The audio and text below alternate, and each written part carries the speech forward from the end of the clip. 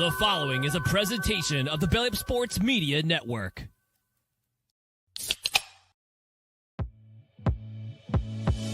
You have to play your way out of being on Hard Knocks off-season. Learn Chinese, buddy. Konnichiwa. It's a me. Oh my God! Now they make the playoffs next year with Sanders as their quarterback. Steph Curry walked so Caitlin Clark could run. Becky Cup should go back to Canada where it belongs this next go-round. No, I like to suck on him a little bit first to make sure I get all the salt out. Where was Nick Foles on January 6th? Hey, everybody, what is going on? It is Tuesday night. That means it is time for another edition of Craft Root Sports. I'm Mike. With me, as always, is Scott. Scott, how you feeling, man? I'm glad you didn't ask me about my sports weekend because it was another one in the shitter. I knew. I knew not to.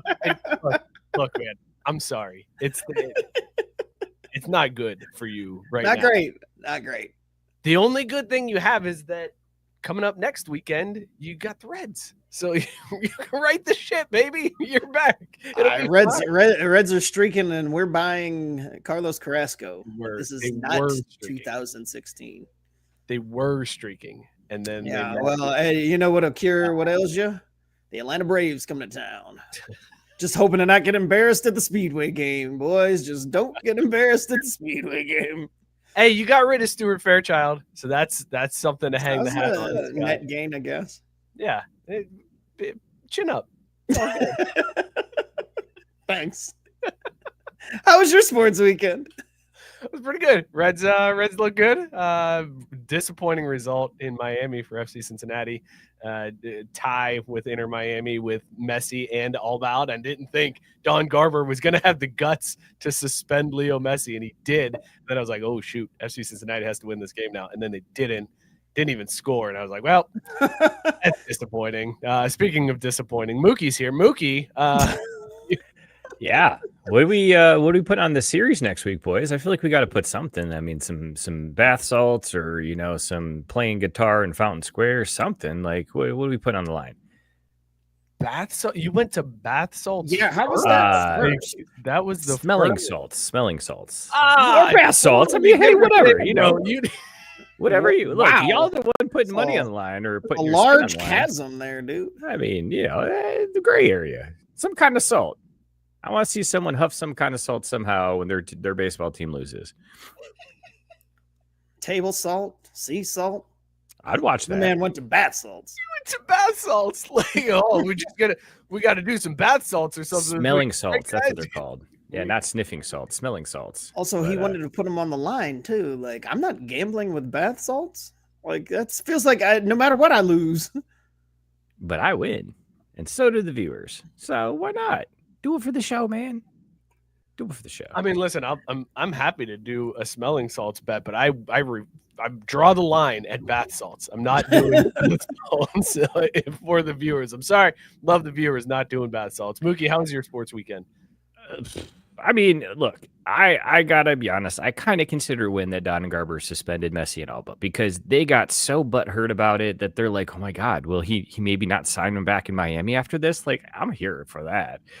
Yeah, the game was a bit of a letdown, disappointment, but visited some friends in Cleveland. Had a wonderful time. Ate probably about 3 pounds of sausage that night during the match and had the meat sweats at 2:30 in the morning. So I was loving life, man. Good times.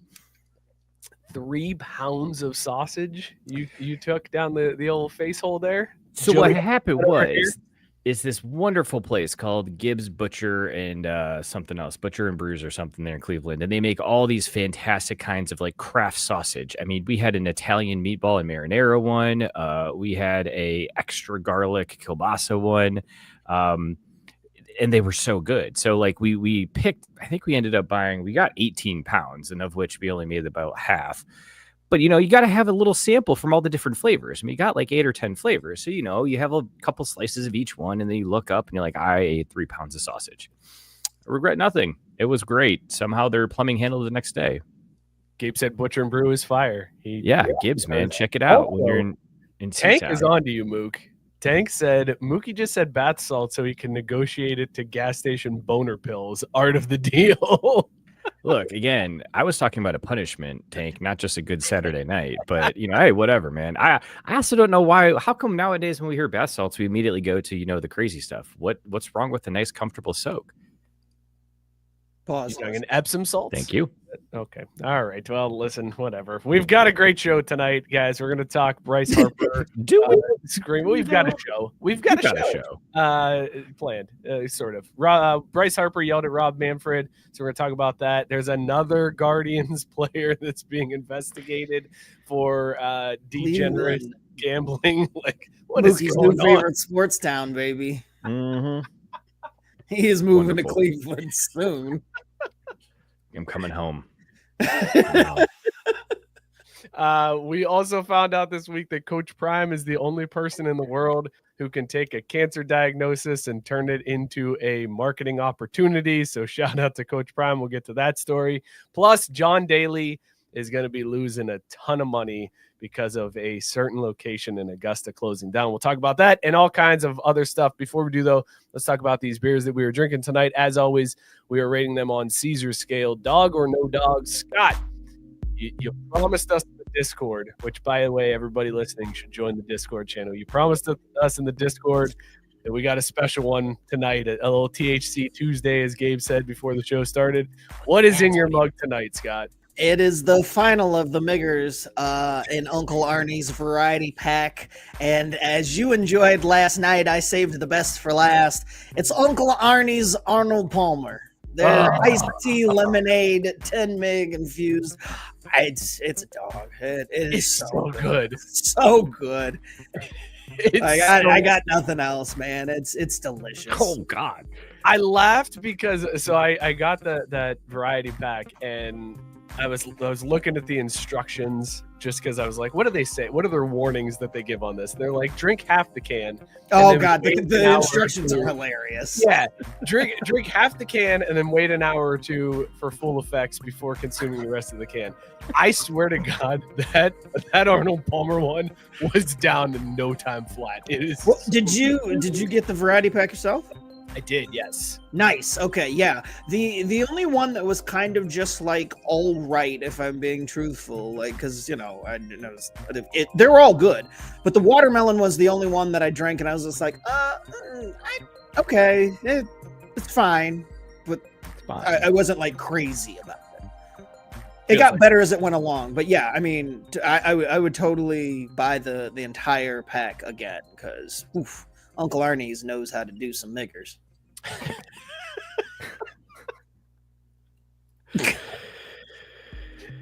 Yeah, Tina, I'm here with you.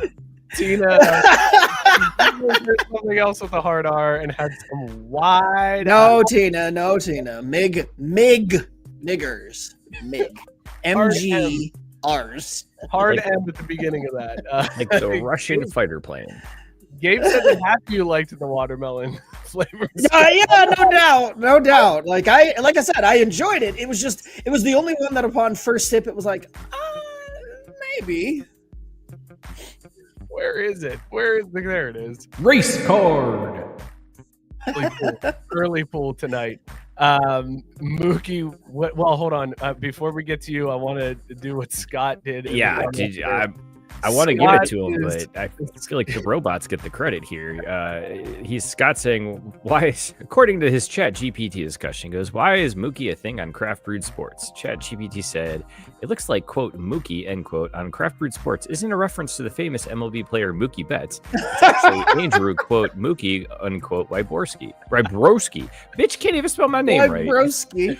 Friggin' robots. On episode descriptions and show bios, Mookie often appears as the third voice, contributing in segments like prop bets, beer reviews, and general banter. And then Scott follows that up with, general banter is doing a lot of heavy lifting. So for that,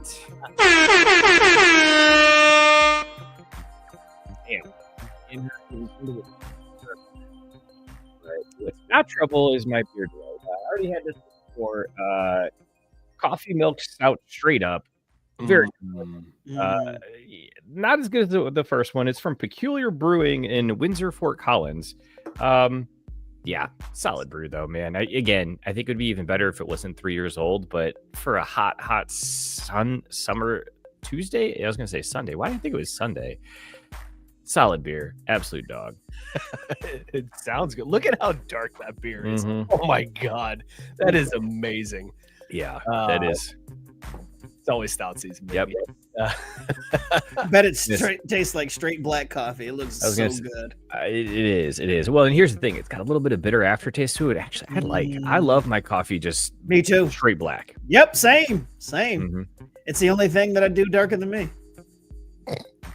I was gonna go with look, it's blacker than Scott, but I was like, maybe not. Let's hold off on that. But Don't worry, I got you, fam.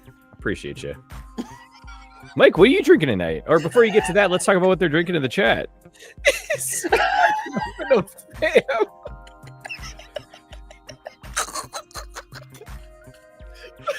I got That edible kick. fam.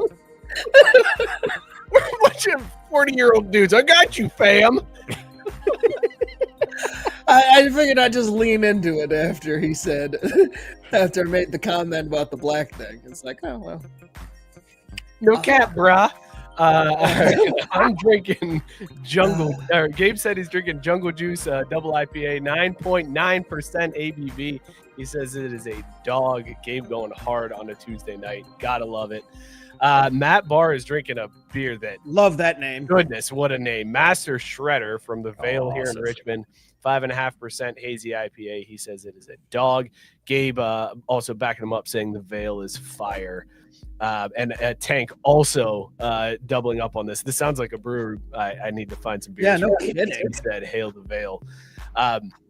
I went Scott route, only not THC style tonight. I went the other version of Scott.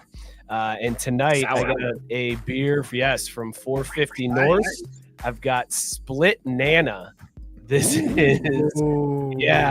a slushy light, so it's a sour. Banana and vanilla ice cream, white chocolate, and artificial Bavarian cream flavors. Let me tell you, boys, this is the firest dog. Like the great. First of all, look at how delicious. Scott needs new Where pants. did you get that from? Is that local purchase? I found it at Cappy's in Norwood, man. My spot. Dude. It's not local Yeah, either, isn't dude. that Texas, Austin? No, 450 North is nearby. They're Midwest. They're, Oh, I'm they're- thinking it's like 405. That 504. is, oh man, Dude. that sounds amazing. and it is like seriously just banana vanilla flavor. Oh, like man, it is. I love That's that. all you I get. need It's that. That's me so all good. day. I need that. So good. I almost waited on this one because I got 4 beers. You know, I was like, let me get the month's worth of shows here while I also buy my THC infused variety pack. But I was like, I got to hold off on this one. And I was like, I can't. That is calling my name. Absolute dog. Let us know in the comment section what you guys are drinking tonight. Rated on Caesar's scale, dog or no dog. Go ahead, Mook. It still blows me away. You guys only drink one beer a show. Like, how long has that been a thing? Since I started waking up with horrible hangovers on Wednesdays, because I don't stop when the show stops. Well, you know, like a true professional, you got to edit and post. So I get it. Exactly. When I'm editing the show, I got to be in the same mindset as I was Right. during the show. So we just then we go a little harder. Then we go straight to the bourbon, mix in a little bit more edible. Next thing I know, Wednesday morning, I am a mess. So I was like, you know what? Limit it to 1 during the show. We gotta pump the brakes. I'm But not the drinking bourbon and just the one. edibles. Well, I'm not gonna cut that out. I'm gonna cut out the beer at the show, not the Right. stuff afterward. You got to stay tight, you know, when you're on air. I got you. Yeah. All right, let's start this show off right, fellas. Let's talk a little baseball. Here's the pitch. Oh, shit. So Rob Manfred does this thing where he goes to every single team and he does a meeting with the players, and it's a way to try to get like buy-in and enhance camaraderie between the players and the commissioner's office. And they normally do like a little bit of a meeting, and Rob gives them some rundowns about what the league's looking to do and the outlook and the growth and what their plans are and TV deals and all this stuff. So he did it in Philly this week. He met with the Philadelphia Phillies in the clubhouse before one of their games and started talking about future states. And apparently, as he was going through, Bryce Harper stood up and said, if you're about to talk about a salary cap, get the fuck out of our clubhouse, and stood nose to nose with Rob Manfred. Rob, to his credit, did not back down. He was like, I'm not going to get out. I'm going to continue this meeting.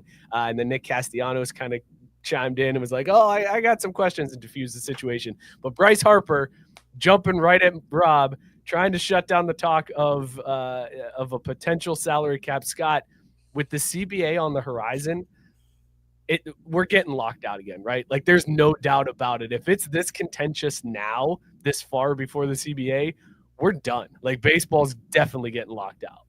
Well, I said the minute the last CBA was signed, I'm like, well, however long this is, get ready. There's going to be a lockout at the end of it, because the last one with the lockout of spring training and all that nonsense, and the way that it went up to the wire with that, writing was on the wall. And like the players caved, but they were not happy at the end of the last negotiation session. And yeah, here we are 2 years out, and it's not looking any better. So not surprising. I fully expect it. And I got to say, I don't know, man, if their plan, because the players are already talking about, they're willing to sit 162, kiss baseball goodnight, man. It's not going to survive missing a full season. So they better figure out something, and they better figure it out fast.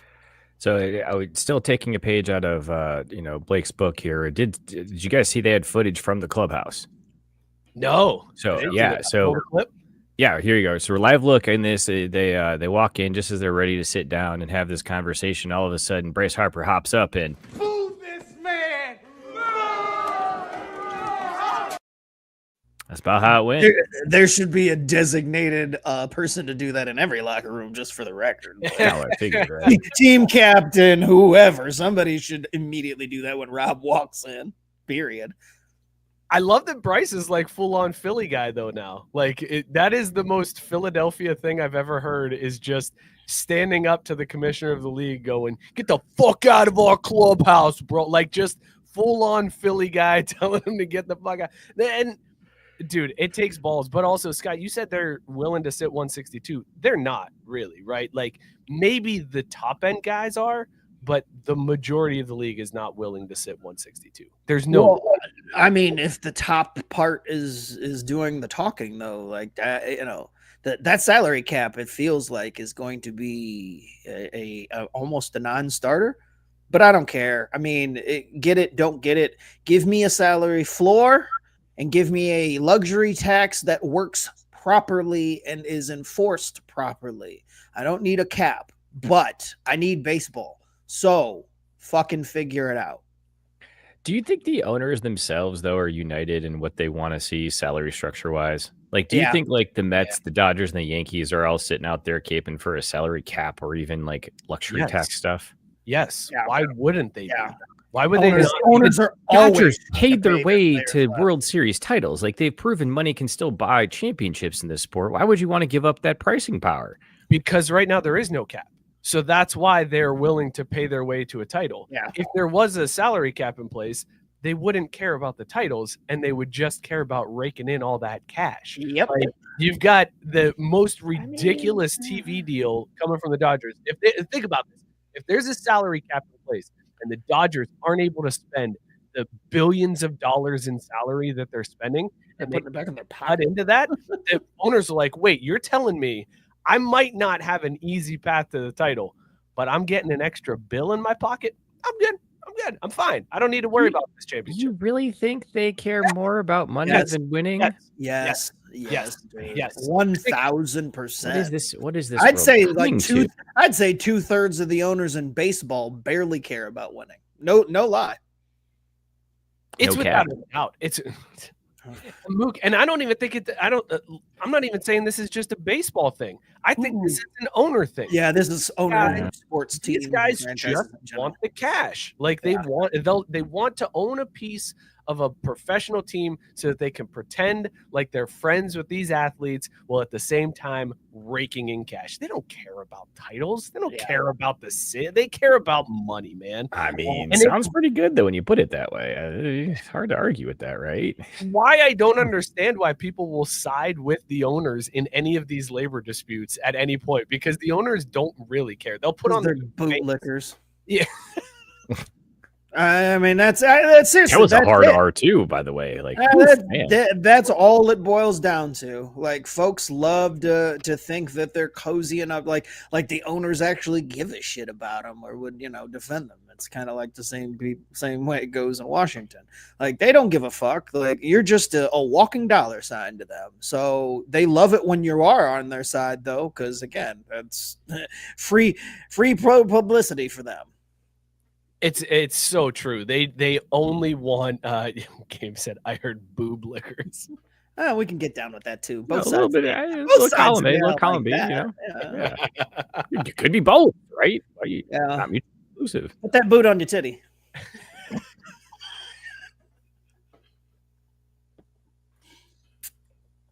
But I'm telling you, Mook, like I honestly believe that if you surveyed all owners of all sports teams anonymously, where they knew it wouldn't come out to the fans, like this is secure, no fans will ever find this feedback.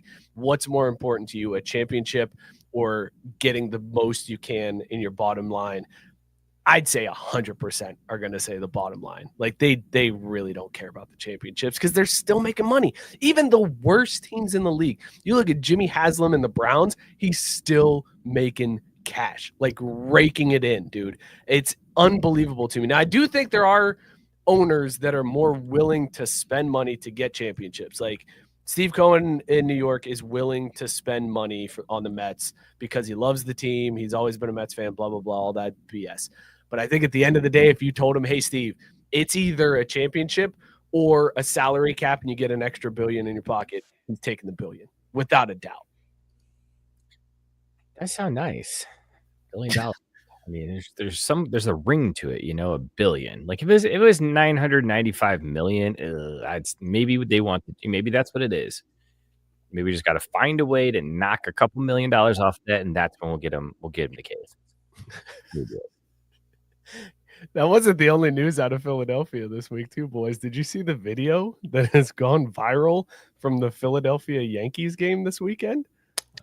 Did anybody? You did not see that, Scott? Mookie, you did not see that either? Not to hit up that Google's there, Sarah. That'd be There one. were some Philly fans in the that Philly video. That you said yes. You said Philadelphia Yankees, and I was like, "There's a team called Philadelphia Yankees." That's what I thought too. What level of ball is that? You're right. That was weird that I went. Oh, engaged in a sexual act. Now we're talking. Yes. My bad. That's on me. That's on me. No, that's fine. That one went out on me, Coach. That's my fault. Yes, just finger bang. Yeah, I saw that. Yeah, I haven't seen it. I am not going to play the video because I don't know YouTube's rules about age restriction and what you can and can't show when somebody goes knuckles deep. But there were 40 million views on Twitter. Oh, they took it down. That's a bummer. There were 2 Philly fans in the stands at Yankee Stadium, and this dude was wrist deep. He was going at it on his lady friend, and she was very much enjoying the experience to completion. It was a wild video, and my favorite part about the video, guys, was that the fans just sat there and recorded and were like, "Oh yeah, my God, man! Oh my God! Like what are we looking at right now?" Not even like, "Hey, get your hand out of there!" Like nothing. There was at one point, isn't there somebody that shouts, "Quit watching them"? Like, I'm pretty sure I heard somebody in the background watch one of the watches and say, "Hey, quit watching them." Like, that was the only type of intervention that there was at all. There are so many people just watching this go down, man. It was weird. I feel like I would have said something, but I wouldn't be caught dead at a Philadelphia Yankees game. So there's that. That's a fair point. What would you have said, Scott? Yeah, thank you. Like, what would you have said, Scott? What the fuck are you doing? Like, seriously, that would have been it. I don't know what the fuck is happening right now. The dude was so nonchalant about it, too. Brim of his hat to the sky, leaning back. Like, I don't know, man. The humidity is crazy. Like, record heat levels all over the East Coast, and we're out here finger banging at a baseball game up in level 400. It's hot, man. It's hot and sticky without all that. I'm just saying. Also, this is at a point in the game where clearly things have been going on. Are you I finally found it. It's it's a little more subtle than I thought based on like the preview picture, but It's not subtle at all. I was gonna say it's not subtle it's from not like where he's like reaching everybody straight over knows or anything, what's going down, dude. Oh Keep yeah, well, watching, okay, they're That's- into it now. Oh boy. That is not subtle. He goes elbow deep. He turned And that she is like woman into a- convulsing in yeah. the chair. It's not Yeah. even like she's not trying to hide it or nothing. It's like, yeah. What Most about that enjoyable poor dude baseball sitting game right in she's front of him? Like, ever been to. they got all this space and homeboy's sitting right there in front of him. Like, you'd think he'd at least get up and move or something. Fucking Bartman right in front of him. Yeah, Just sitting there looking all awkward and shit. Just gets sprayed in the back of his neck. Well, hey, it's all about going viral these days, and that's one way to do it. Goosh. I also love how in the Yahoo Sports article they blurred out their faces. Like that's really good. Gotta hide their identities because they were so Yeah, concerned about that at that moment. They link directly to the video on Twitter. Like You but no, you hey, don't can't worry, go, we're gonna you blur it can't out. go anywhere and finger blast these days without some asshole recording you. I swear. Oh boy! All right. Tank's got some good questions that you could ask to kind of interrupt the flow of this man going flow. knuckles deep in section 400. First offering the Tank had was, yo, are you looking for a ham wallet? And he followed that up with, find any class rings? Whoa. Whoa. Oh boy. That's good. This is That's here's what's also odd about this. I feel bad for this woman because like you gotta be careful doing that. This is middle of the baseball game, so we are at least a couple beers deep. We have at least had a hot dog, possibly some nachos with some cheese out of a helmet, and if you're willing to finger bang in section 400 of Yankee Stadium, you're not using hand sanitizer in between. So this man went straight hot dog to nachos to taco. Like there was nothing in between. Maybe that's the appeal. Maybe that's what she was looking for. It's a UTI just waiting to happen. That's Hey, all. hey, babe, I gotta clean off my hands. I don't feel like getting up. You gonna help me out here? It's mutually beneficial, I promise. I'm just trying to clean my fingers. Which, you know what? And they say chivalry is dead too, by the way. Like, come on now. How often do you see that? Gabe asked another good question. If she was a hot dog and not a finger, who knows what he ate? That's a fair point. That's wild, fellas. That's not. Here's the worst thing. This is also the second time that a video has gone viral of something that's just like, what the hell is that at a Yankees game? Remember old dude who stuck the damn hot dog in the beer and used it as a straw? That was at a Yankees game. Yeah, like they just fucking New York savages, man. Although these are Philly fans. Seeing how they could just one up each other? Like, are they just like, we got to figure that the hot dog guy? Yeah. Crazy, I mean, but these being Philly fans, this is regular Tuesday for them. Like, there's no refinement in Philadelphia, that's for sure. Not amongst their sports fans in the least. But it is sunny. I just want to know what the hell the guy who took the video's mom had to say. Like, how do you defend that to your parents when your shit What do you blows do up? with that video besides upload it, by the way? Like, what are you doing with it later? Like, I took this. Like, what? I guess I delete it. I upload it. I Imagine don't if know. that shit shows up on your Google Home the next day and we're like, fuck, man, how drunk was I? Oh my God. Like, fuck. Imagine getting tagged. Imagine somebody noticing, like recognizing you from that video and tagging you, like, "Yo, Jimmy, there's you at the game, my man." I'm not even talking about that. I'm talking about the videographer. What if you're the artist, the author of the video? Who cares if you're the artist of the video? I mean, like, again, like, unless you're trying to sell it, like. I mean, you didn't get anything out of it, so now it's all up on your digital shit, though, because you could be held liable for pornography. What if they didn't have a license? Can I ask you guys a question? Let's say, for the sake of argument, you're into this sort of thing. You're all about finger banging in section 400 at a baseball game. Is there anything that could happen during the game that would make you go, oh shit, sorry, hold on. Yeah, hell yeah, nice play. All right, let me get back in there and then get right back to it. Is there anything that could cause, because that's what I wanted to see in this game, in this video. Because it's was just baseball. like- Nothing exciting happens. What are you talking Bullshit. about? Triple play happens. Hey, hold on a second. Yeah, fucking end the inning, Bro, from that far baby. away, you can't tell what Did fucking you happened. see that shit? You yeah, would be able to the see. View was, the view is horrible, but you would know, watching the viewing board. You got to get a clap. How do we know that dude's eyes were even open? As is making a lot of things clap. Picture like a bloop single, and he's like, yeah, here comes the rally. Sorry, man, hang on 1 second. Yeah, all right, rally time, boys. Here we go. All right, get back. Splashing juices everywhere as he claps. We had a pandemic, people.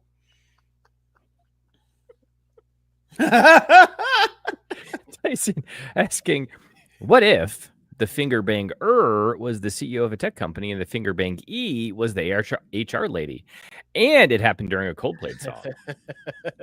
My guess is that CEO would sue Coldplay. Y'all see that shit? Ooh, okay. Suing Coldplay. That's wild. Seriously. Suing the band for catching you on the kiss cam. Like, what are we doing, man? What's wrong Martin's with like, I'm not the fucking director, bro. I'm Hey, yeah. Right. Right. Like, what kind of a courtroom do they think that's gonna pass in? Like, I don't understand that one. But and your CEO, man, just hold the L, bro. Just hold the L. Mm-hmm. Sorry, Mook. It sounded like you were going to go somewhere before that. Yeah, I think Tank hit it right on the head. A batter gets bean, sparking a bench clearing brawl. You stop touching the bean for that. That's Someone it. gets beaned, you stop the bean. Harper gets some chin music. What the fuck was that? Hold on, babe.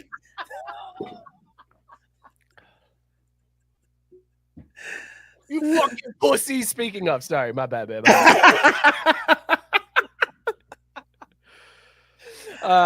Tyson wanted to know, Scott, was that lady hanging clit or whatever? No doubt. She was hanging out all the clit. God, just clit hanging out. You should wear some crotchless jean shorts to the game.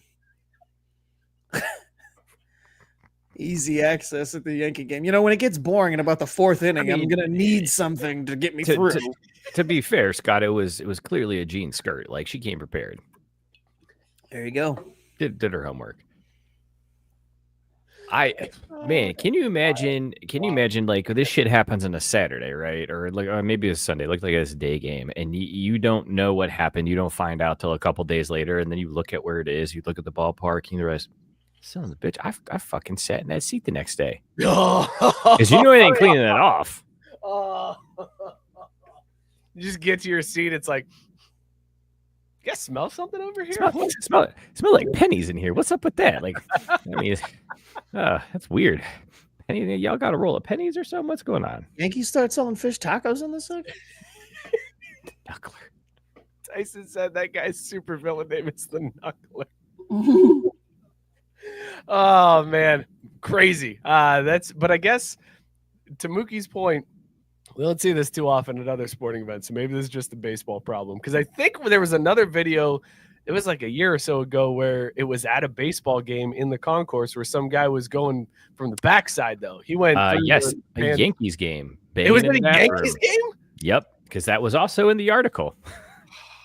They linked not only to this instance, but they linked to when someone got caught banging in the Yankees game and the dude getting dome in the Oakland A's game in 2012. So again, yeah, this feels like a baseball situation. I don't even want to say problem, just situation. I was gonna say it's not really a problem. I mean, Not really a problem. Just, yeah. Imagine going to a baseball game and enjoying the game, getting a little dome. It's a twofer. It's a good night. Businessman special, right? That midday game, like, why not? Look, I am not knocking anybody. This is your thing. By all means, do you. It's weird. It's a little weird to me to be sending her into the throes of fashion in the 5th inning. Hey, look. This is the 2025 version of the dick in the popcorn bucket. Like, ladies have caught up now and they get pleasured too, right? Like, it shouldn't just be us, right? So this is the 2025 version of that. Can we get a popcorn bucket in front? Like, what? We don't need to just go elbow deep, like right up the skirt. Like that. I think that's the point. Show some decorum here, fellas. Fuck decorum. Get a coat and cover your lap or something. Like, It's 97 degrees with 400-degree humidity. Like, who's paying I'm attention? sorry, if you're going knuckle deep, you got to make sacrifices. All right, yeah. Everybody knows what you're doing when you pull the blanket out and it's 100 degrees out. Everybody knows what's happening underneath that blanket. But at least there's not video of that. There's still That'd be even weirder. That's serial killer behavior if you bust out a blanket in a 98-degree baseball game. I'm calling the usher. I'm calling the usher on that one. We're breaking up this party. They got a fucking blanket out here. I'm sweating my dick off just looking at it. Can you do something about that? No, even better, Scott. You just called the usher. Check their tickets. I don't think there's no there's no way they paid to be in this section 400. Yeah. Those are standing room only tickets they got. Right, exactly. I need you to see these people and see what's up, because this I can't enjoy this 3rd inning of game 67 of a team that's 10 back. Tyson saying, wow. Harry Carey once said of a couple underneath a blanket at Wrigley, he kisses her on the strikes and she kisses him on the balls. Harry Carey, man. What a legend. Harry Carey line.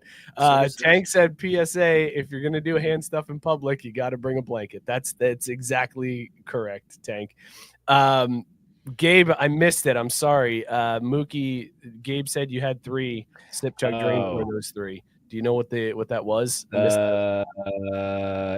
It was the 3. It was the 3 instances from the article. So it was finger banging in the 400s, finger banging in the 400s, going from the back end in the concourse, and then dome in the stands. So what was the back end in the concourse? There was like a couple just like standing in the concourse. They were banging. Oh, that's right. They were like stall, grinding, like. Yeah. It was like straight plowing in the bathroom on the toilet. Okay, then that's not the one that I was thinking of. Yeah, I was just gonna say, which one was the video where the guy reached in, like it looked like he put his hand on her butt, but then he went under the pants and he went full puppet mode. Like he was really checked the oil, huh? Making her mouth say things from that view. So wow, that's the one I was thinking of. Yeah, all right. I think I vaguely remember, but all right. Just for context, subject Drainpour. Mookie, go ahead. What? No, you want to take it first? You want to take the first stab at that one, Scott? Okay. Okay. No, I'm good. I defer. I guess we'll pour drain doing it in the concourse, because that sounds sneaky. It's like a sneaky Pete that could end up in a bad situation. She may be your wife, but she may not be expecting it. You might get clocked in the face. And then that's a whole situation. Don't want to be getting clipped for it, right? And then I guess I will chug the A's fellatio in the bleachers. Good time, a lot of fun. But I like to give back. I'm a lover, and I think gentleman. I'm gonna sip on those finger banging in the bleachers, because I got to be honest, man. The best way to be able to do it is you pull it off and don't get caught, because I feel like that'd be super hot, and I feel like I could pull it. Like, that's a challenge I want to achieve. So I think that's how I would go about those. Tyson, of course, surprisingly not at all, being selfish as shit, saying he's sipping dome, chugging fisting from behind, and then drain pouring, finger banging a Phillies fan. This ain't her first rodeo. Tyson nailed it. Tank also said we call that giving her the old Jeff Dunham. Hold on.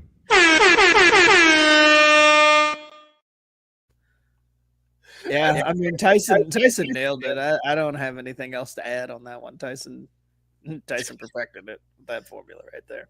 I'm gonna go with pass. No! You respect the game, bro. Respect the game. I'm slightly switching up Tyson's here, sipping the dome. I'm chugging the finger banging it, because it's not a Phillies fan in this world. You're not that like superimposing yourself with that person. Okay. So I'm gonna chug that one, and then I'm drain pouring fisting from behind the concourse. Just seems like too much of a strain to try to make that work. Unless you got to Much actually get easier. the right hole, you know, that could be you could get in it real bad.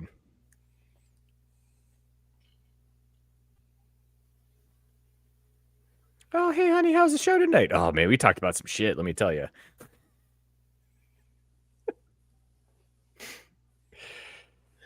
Emmanuel Clase, the closer from the Guardians, is under investigation for gambling, similar to his teammate Luis Also, Ortiz. sorry, but I can't help but look at the Caesar pendant on your thing as we're talking about it and just feel like it's so on the nose. Love you, dog. Hold Caesar on. would have had. Uno, dos, tres, cuatro. He would have had thoughts on this one. Oh my God! Yes, he would have had definite thoughts. I feel like he would have had really good questions too. He would have asked a lot of clarifying questions before the sip, chug, drain, pour. He'd be like, "Hold on a minute, though. Hold on." And also, the whole segment, this whole thing would have just been clarified by Caesar as some white people shit. This is some white people shit. No doubt. Finger banging in the bleachers at a Yankees game. It is. Look, you tell me, hey, there was a couple that was finger banging in the bleachers at a Yankees You know game. they're white. White as white could be. Yeah. No doubt, dude. That's a white ass thing to do.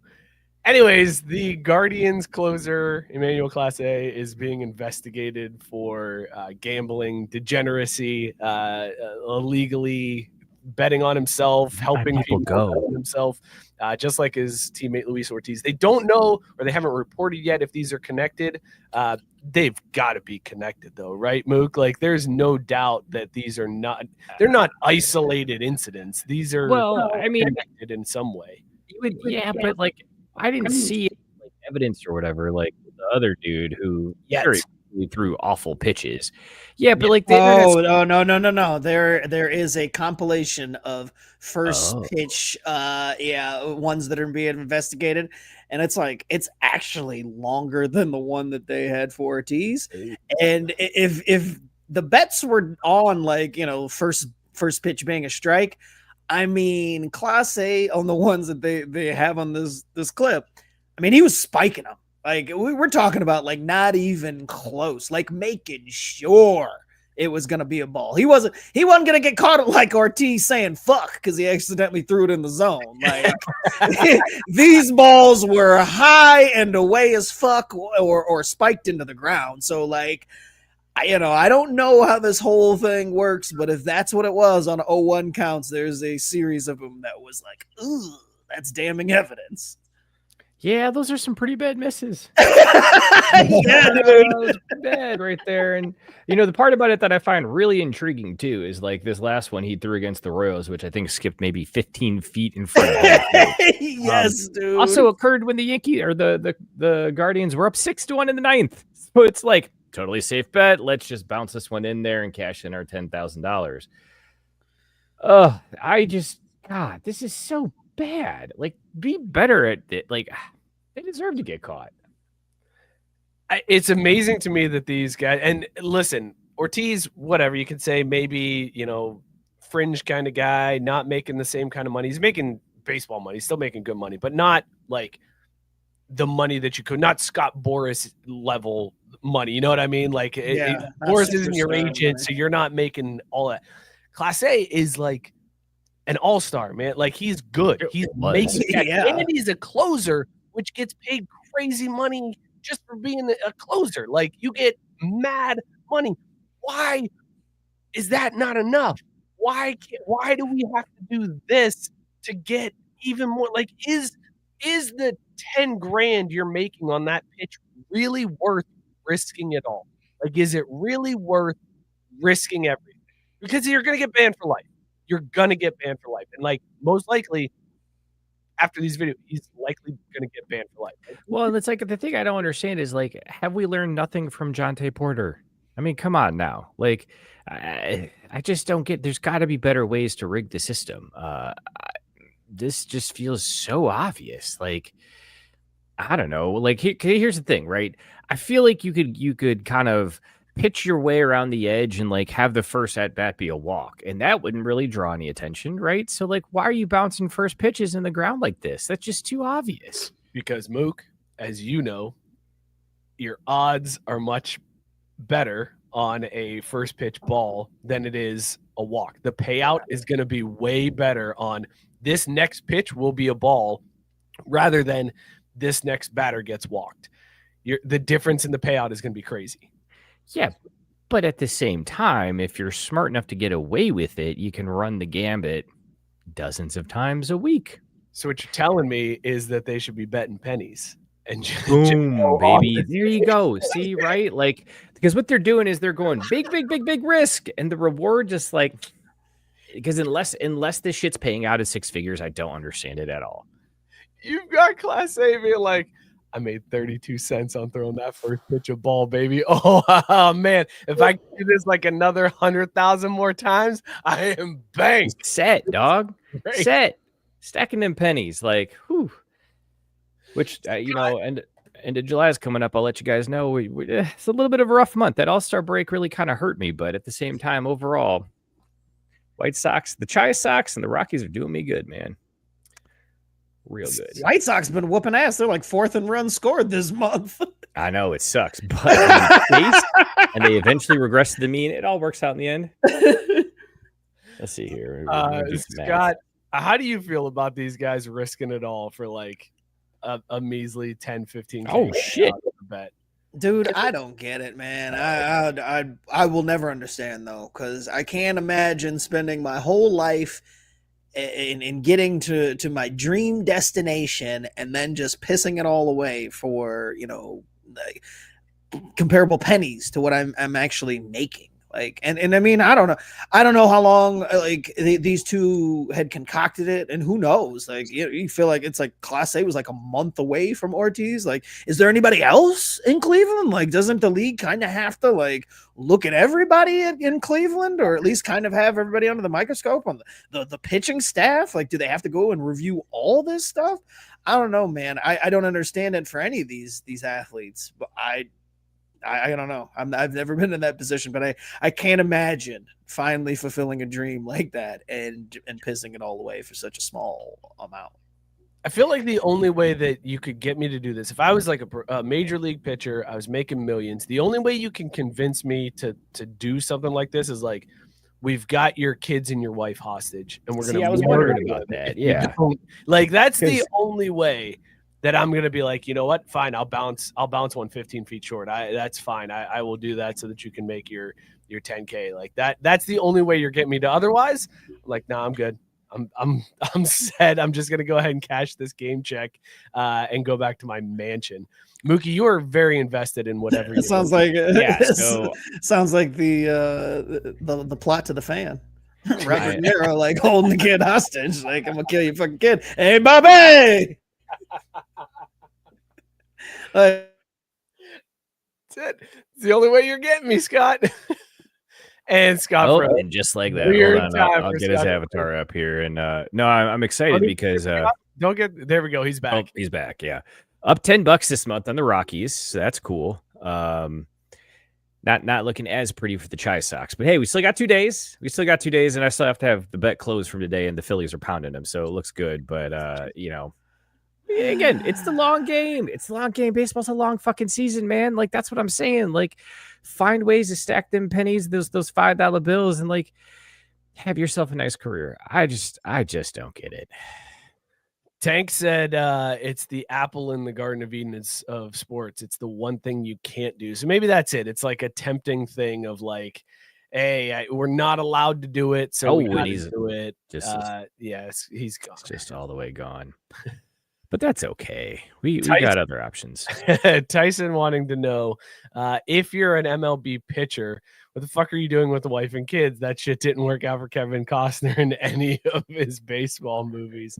Fair point. Mookie, this is actually a good time while Scott's out for me to talk to you because. Yo, what are you talking about? He's still here. He's still chilling. Sorry, Scott, my bad. Yeah. Audio's still not pulling in. Did you hear about this little leaguer that got suspended in New Jersey for? Man. What do we do? What are we doing here?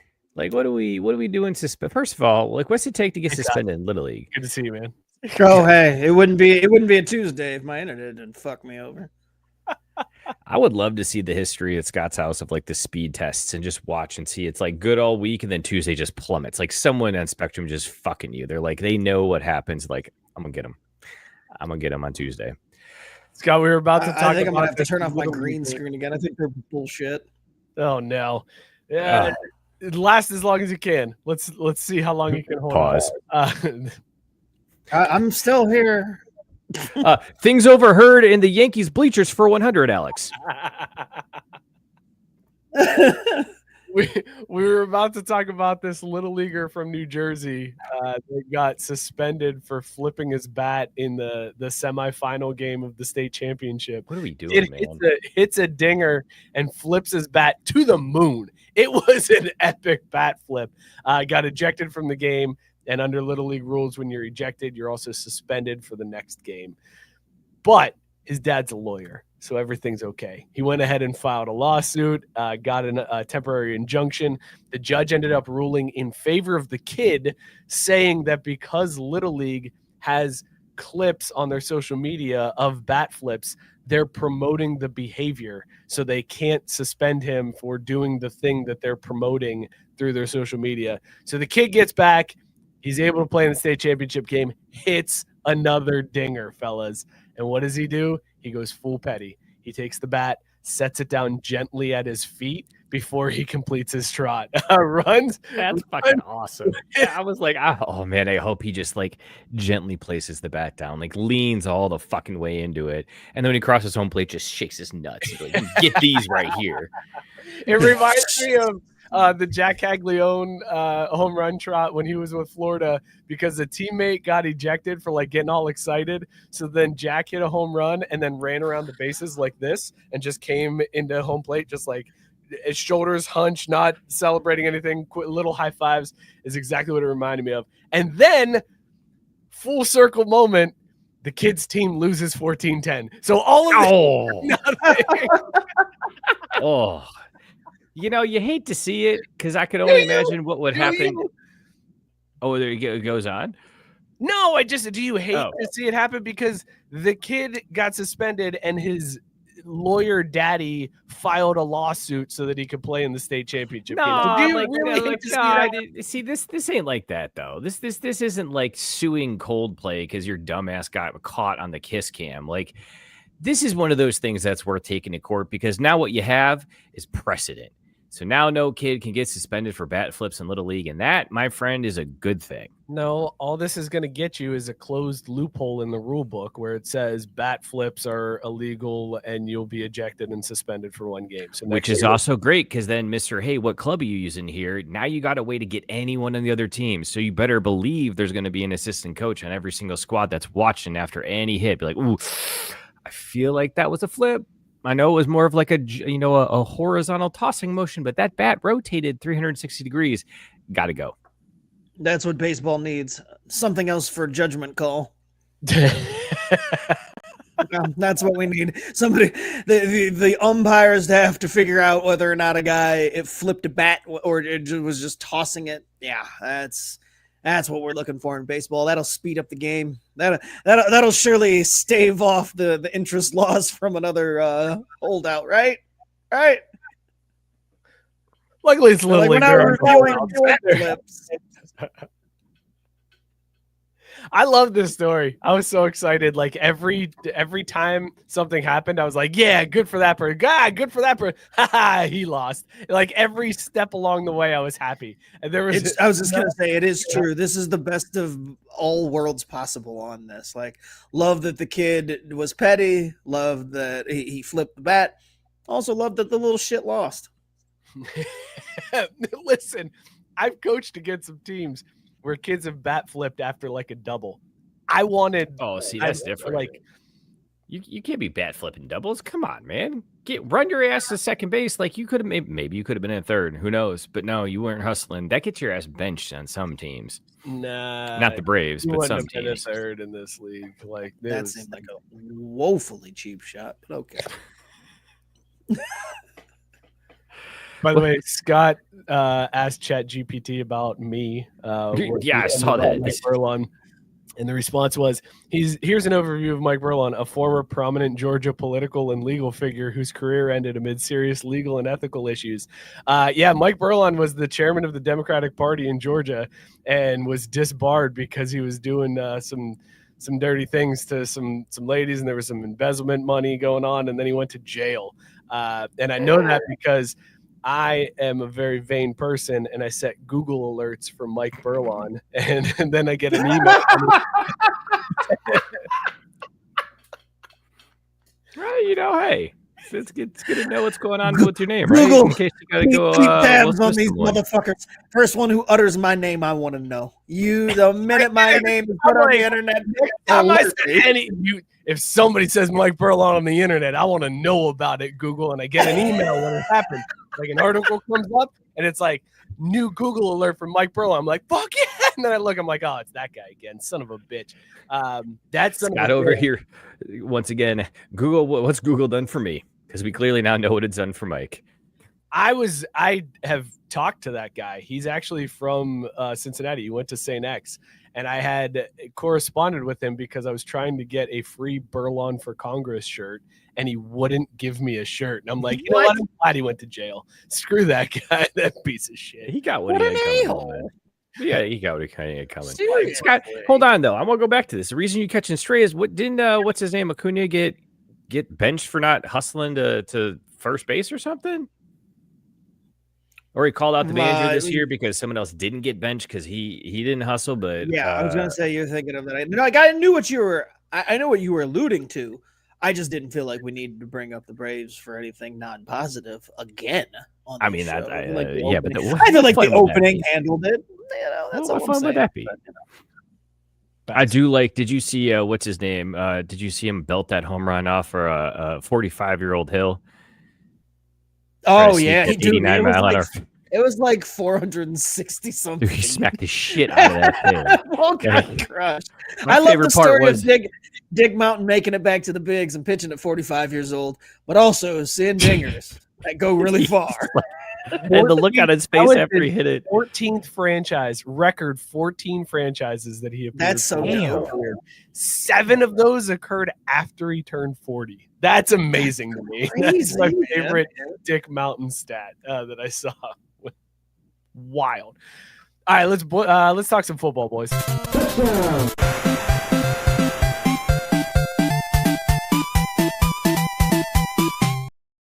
Although I soft toss with the kids and got to ice my arm for 3 days. Like, what the hell? 45?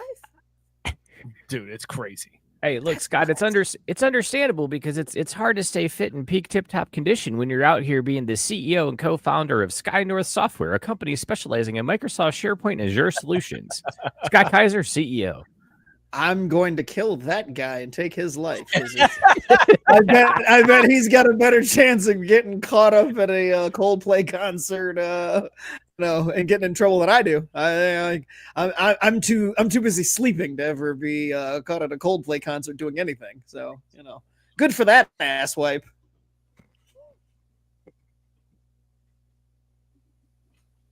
Fucking Scott Kyser. Set up a Google alert for your name. But at the same time, Scott, I feel like there's probably some things you guys have in common because SkyNorth, he loves the snow bunnies.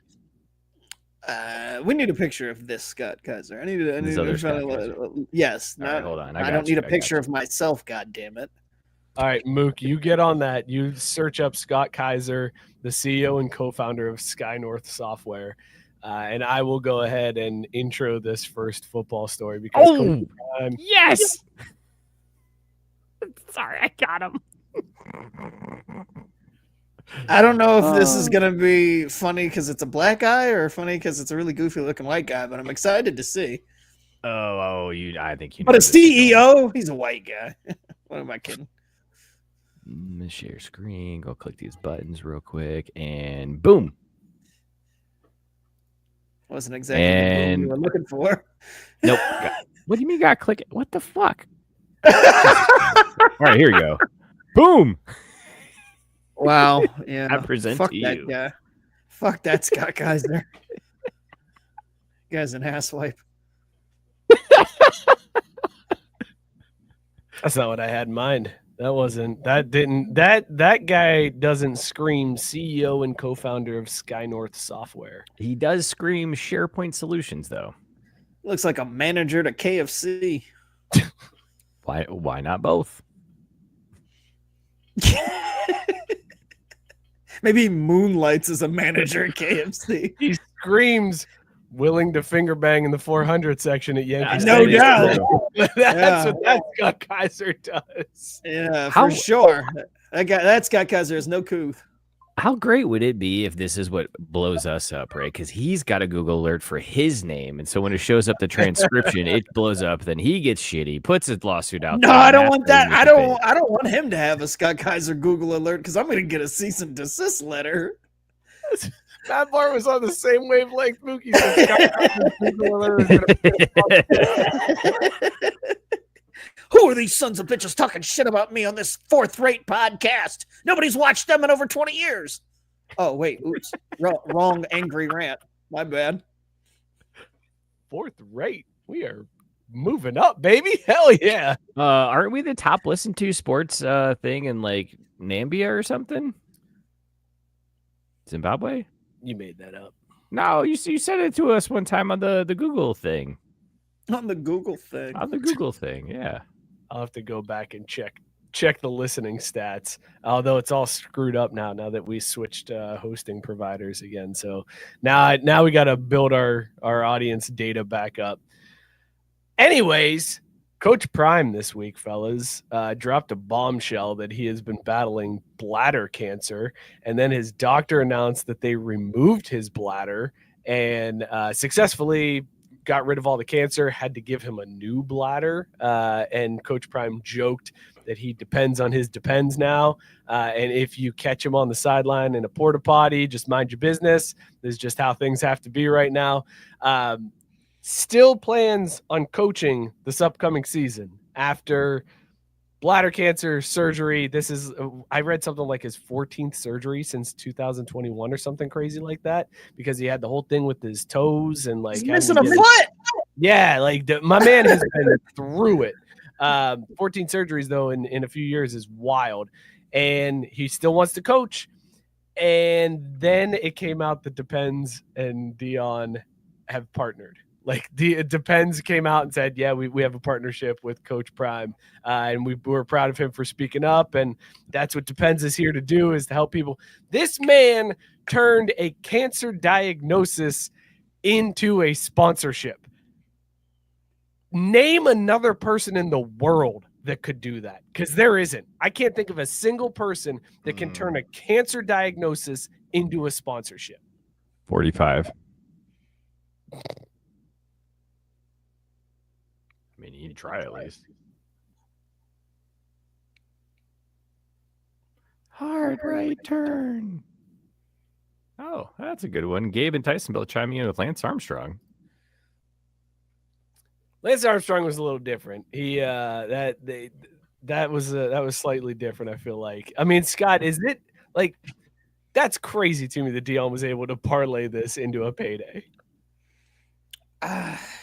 I don't know, man. All I can think about during like seeing clips of that press conference was Jerry curled Prime, fresh out of Florida State, like with the big sunglasses and the all the chain shit. I'm thinking, this is where Prime's at now. No foot, no fucking bladder. Cowboy hat. Hawking, cowboy hat. Coach in Colorado, Hawking Depends. Hey man, getting old is a bitch, but when you see things like that, it just makes you go, what the fuck? Like, how did we get here? Like, how did we get here? And Mike is right. If anybody could pull this off, there's a short list of folks who could do this. And Prime is obviously one of the onlys. But holy shit, man, we are washed, dude. Like, the kids are looking and they're like, man, Coach Prime, blah, blah, blah. All I can think about is Dion playing. Like, it's so hard to get the visualization of Dion playing cornerback. And now he's Hawking Depends, man. It's a wild time. Wild time to be alive. Mook, how do you feel about Dion parlaying this? Honestly, I'm just impressed. Like that just attaboy Dion. And I gotta be honest too. Like let's not gloss over the fact like dude beat cancer. That's amazing because it was weird. Like there had been rumors and stuff about him having medical situations and everything. So good to see that he's okay and pulled through. Because like it like you said, Scott, he lost a foot. Like he's had some shit. But hey, man, like you know what? Roll with the punches and live every day to its fullest. And if that means parlaying cancer into a depends, get you yours. Oh boy. Yeah. This man right here Look at him. is now saying to you, hey, I trust Depends. When I'm on the sidelines coaching at Colorado, I trust Depends. This man right, the man that met with an NFL team and they were like, hey, we need you to take this test. And he was like, where do you pick? 10? I ain't going to be here. And walked out. That man is selling you Depends now.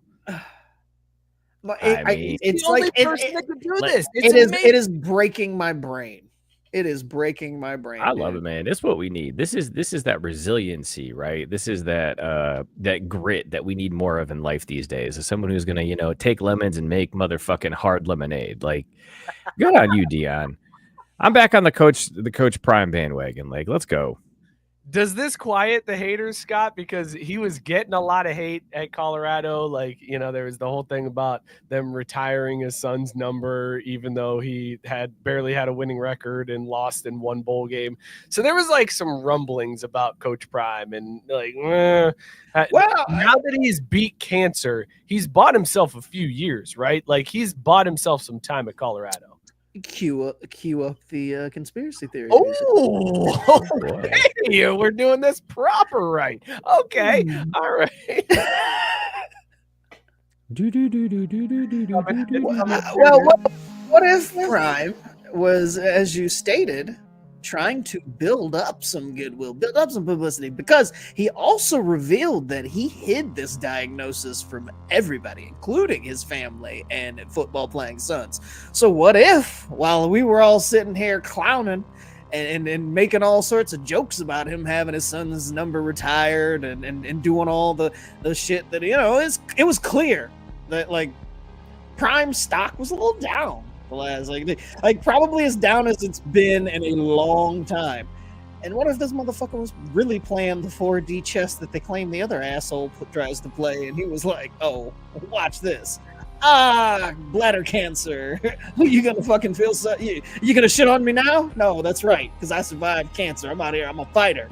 And now what are you gonna do, man? You can't hate on Prime like this. This is the perfect way to do it if you were gonna do it. I think that he might have known the whole time what he was doing. He was like, he was gonna play the media into us, and he motherfucker won again. God damn, he's good. Your content here, because I thought you were going was that this whole thing isn't real and that was like a fake doctor. No, have bladder cancer, but you're saying that's just been the ace in the pocket. He's known all along, like at any time, whenever things go south, all I got to do, boom, bam, cancer card right on the table, dude. And like all of the crazy shit that he's been doing since he found this out, I'm like, how long has he known? Even if it's only been the last, like, say 6 months, dude. He was like, yo, I can do whatever the fuck I want for the next 6 months, because as soon as I throw this cancer card out, they go come crawling back. I'm Prime, baby, and I beat cancer. Mookie, you're nodding in agreement. You on board with this one? I mean, look, it's how I would play it. If you got cancer, do what you want, man. You do you. Like, live it to its fullest. Milk it for everything it's worth. I am curious, though, and Gabe asked the question, what does Coach Lou think about this? I just think it's a shame that he has to deal with this. And I say a prayer for him every single night for him and his sons. And I just hope that he can get through this. And if he did hold on to that cancer card, that's a smart card. And Coach Lou might have to keep that one in his back pocket too. Because one day I'm going to be up there speaking at the Republican National Convention. There's going to be people that are upset with me. And I'm just going to say, hey, I got syphilis or something. Like I just got to pull a card. But also, I think Coach would be a little upset. He would think that it was BS, maybe, that He's been rocking Depends for a long ass time, and Depends Yeah, ain't never and come just to him. now- They ain't never Listen, called me for a sponsorship. I've been a loyal customer since 1987. It's a shame. I just don't look the same as Dion. Like we do. Much more marketable face there. Race card. Why is that a race car, Luke? Like Lou Holtz? Lou, nah, we're not gonna play the race car. Okay. Lou did not describe it. I don't think there's many that Lou was sure he did. complimenting how much more attractive Deion Sanders is than. Oh, okay. So Lou gets it. Coach gets he it. understands. He knows where he's at. Yeah, it's true. Yeah. So of course Deion gets the money and he doesn't. You looking I guy. want to talk about this dude, guys from the Bucs. This is a story that I found this week that I was just like, this still happens. So Desmond Watson got drafted by the Bucs. He's a rookie this year. He ran a 5.68 40 at the combine, which sounds slow until you hear that Desmond Watson is 464 pounds. God, That is 464 and ran a 5.68 40. That is terrifying. If you imagine 464 pounds running at you, 5.68 in a 40, that is crazy fast for a person of that size. You would think they draft this guy knowing, hey, this is a pretty fast dude that is gigantic. Apparently too gigantic for the Bucs because they have put him on the list, whatever list it is that you're not allowed to practice, but you're not getting suspended. You're still getting paid. You're still getting paychecks. He's on that list until he loses weight. Todd Bowles was like, he's got to drop some LBs. He's got him out in the Florida heat, running laps nonstop to try to shed some pounds off of his 464-pound frame. This is wild, guys. He ain't even running laps. He's just walking. He's walking barefoot, like 464 pounds. Like he's doing what he can, Luke. He's doing what he can. Existing at 464 pounds in the Florida heat is enough to make you lose some water weight. You don't have to add the running on top of it. Scott, if you draft somebody that's 464, how do you then say you're too large? Like that's kind of a crazy. Yeah, no, I know. That's what I was thinking that whole time. And when I saw the headline the other day with the picture, I'm like, hold on a second. I was just as confused as you. I'm like, in 2025, we're still drafting guys that are that big. Like that's still a thing. And then we're turning around and telling the freak show of the weight, like, you know what you were doing when you drafted. You look at us like, God damn, that big fat motherfucker can run that fast. Imagine the possibilities. And then realizing like, oh wait, no, like this motherfucker doesn't fit in anything we have. Like nothing. Like we can't get custom made. Nike doesn't make nothing that big. Bro, you gotta lose little. Can we bring you down to like 350? Can I get you down to about 350? Like, I mean, but why draft the brother if that's what you're gonna do to him, man? They didn't draft him. Like what? They didn't draft him. He was undrafted. Sign him, whatever. You brought him in. You know the UDFA. deal. Again, you know the deal that with this guy. So I mean, I'm like, just let him be. Like I'd be like, hey man, just go out there and hit motherfuckers. Like losing weight, you're gonna lose weight, running into people. So or just get run into. You ain't even got to hit anyone. Just stand in the hole. That's what I'm saying. Like I mean, you're gonna fill some space. Hey, just go out there and just exist. Like people got to run around you to block. People got to run around you to catch. Just be out to just be roadblock, man. That's the nickname in the locker room, roadblock. He's like two guards in one. Shit, yeah, that wow. Matt, it says that he reported at 450.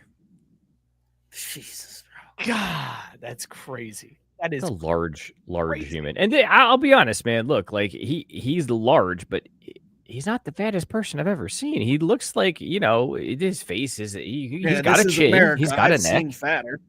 That's the sad part is I have definitely seen fatter. Scott said we had a 6'6", 490-pound guy on the Xavier Club team. We couldn't find him practice gear. The Bengals gave us Stacey Andrews practice gear. Still didn't get him. That's crazy. That's GG, dude. GG. Woo. I feel I like, can't look, imagine. that size, you're signing him just for like the idea of this is just a large. It's kind of like, did you see the Florida basketball player tried out for the Florida football team? Yeah, the 7'7" or whatever guy, 7'8". Yeah, the kid that's 7'9" tried out for the Florida football team, but like they put it in a certain way where they were like, we want you to come in and just try out to be a kick block specialist, like a field goal block. We want you to line up over the center. You're 7'9", just jump up and try to block kicks. It didn't work out, but I feel like teams are going to start going to like this. Hey, this is a freak of nature. Let's sign him a one-trick pony. Something. Yeah, like you're insane. this. Just do that.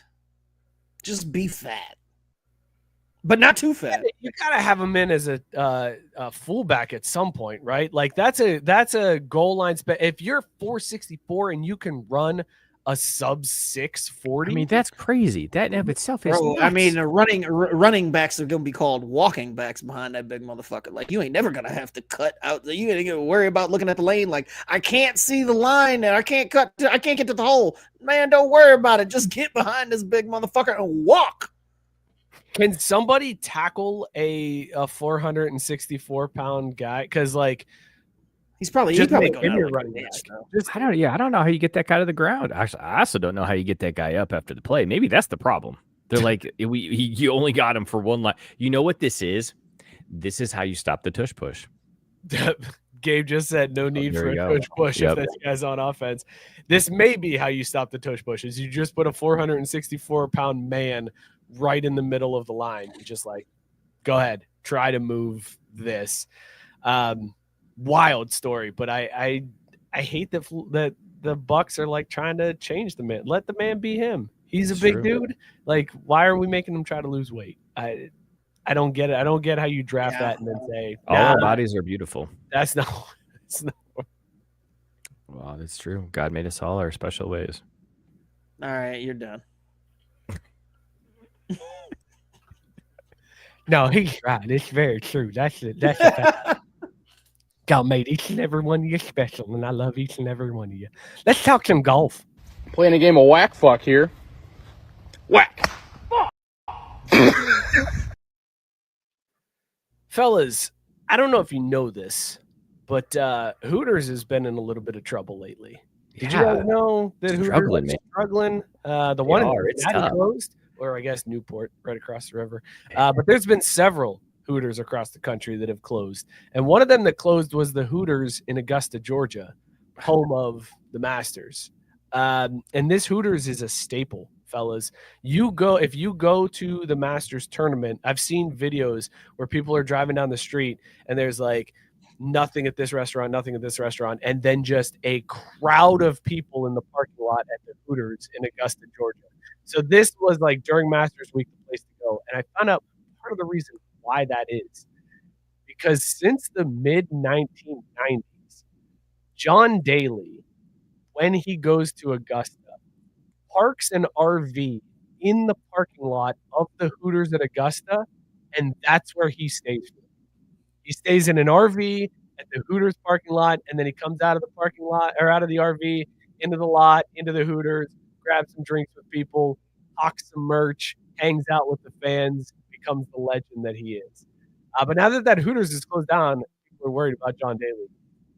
Last year, John Daly sold $780,000 worth Oh my of merchandise God. just in the week of the That's Masters. insane. Everything from $40 shirts to $10 autographed golf balls to cigars that are $250. John Daly was raking in the cash at the Hooters in Augusta. And now that it's closed, bro. Where are you going to go? Honestly. Nailed it.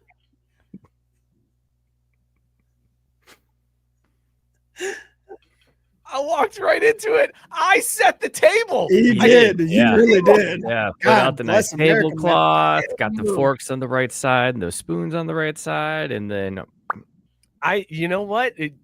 deserve it for that.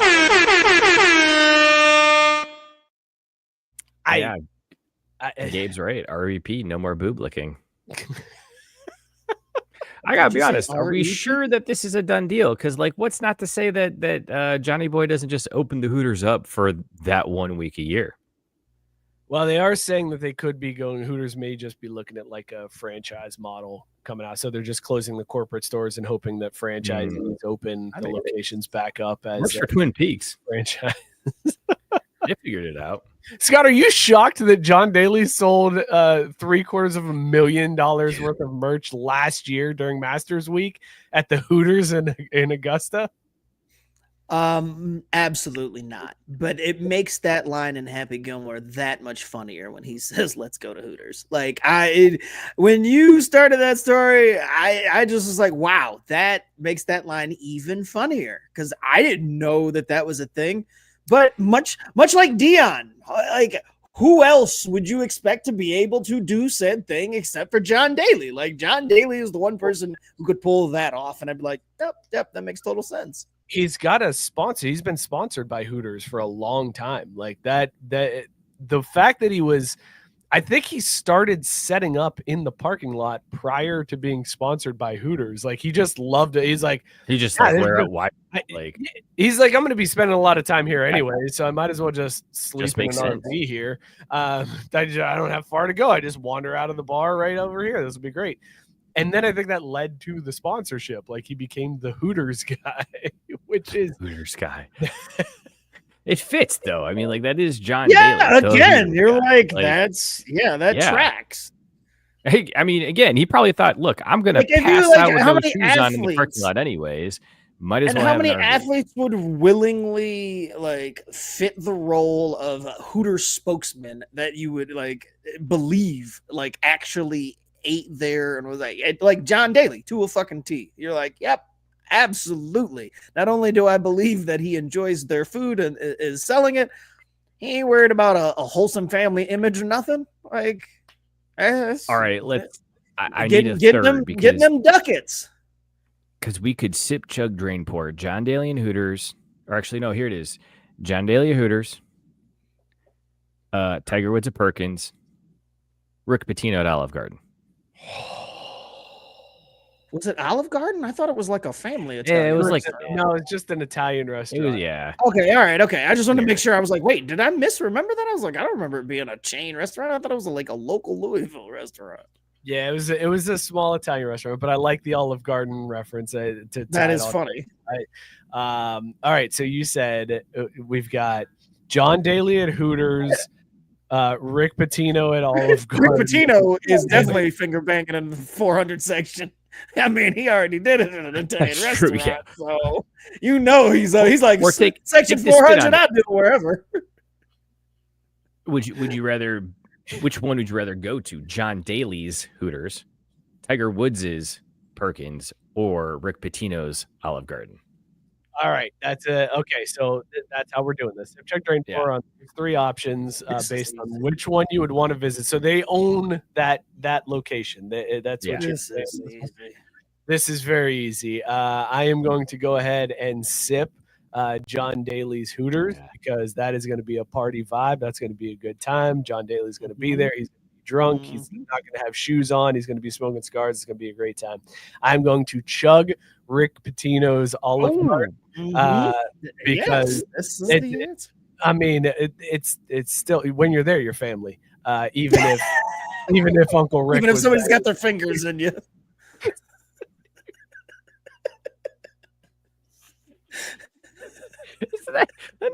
Oh boy, if they got to be further south than that for it, Scott. Come on now.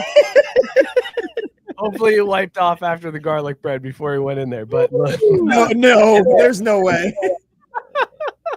He hit it with that Bill Clinton. He probably stuck a stick up in there.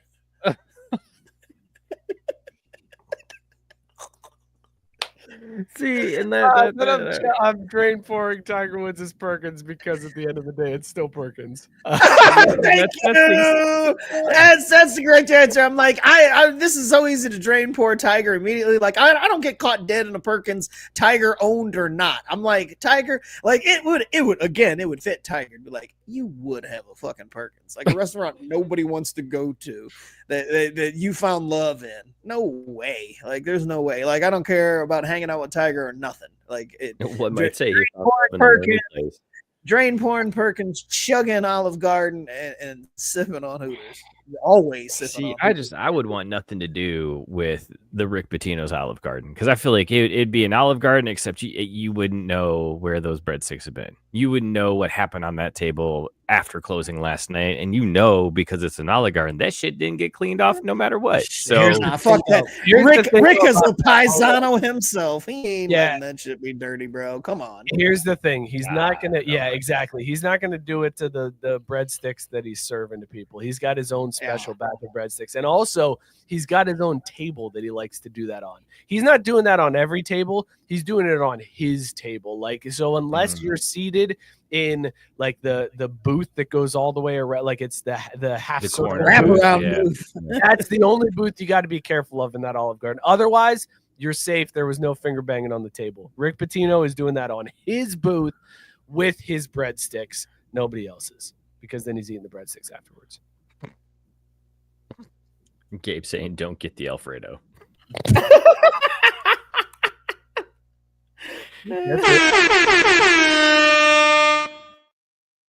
Questions in the chat, fellas, about Happy Gilmore 2. I know Mookie has not watched it yet. No spoiler alerts. Damn. Scott, have you watched Happy Milestone 2 yet? My original, my OG plan. I told you I was excited. My OG.